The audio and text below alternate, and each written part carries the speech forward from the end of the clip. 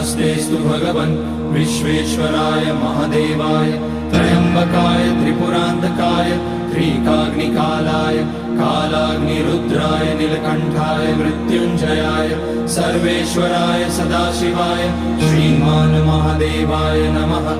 ॐ नमः शम्भवाय च मयोभवाय च नमः शङ्कराय च मयस्कराय च नमः शिवाय च शिवतराय च।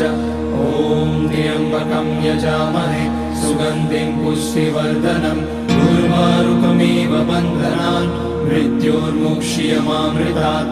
नागेन्द्रहाराय त्रिलोचनाय भस्माकराय महेश्वराय नित्याय शुद्धाय दिगम्बराय तस्मै नकाराय नमः शिवाय। मन्दाकिनी सलिलचन्दन चर्चिताय नन्दीश्वर प्रमथनाथ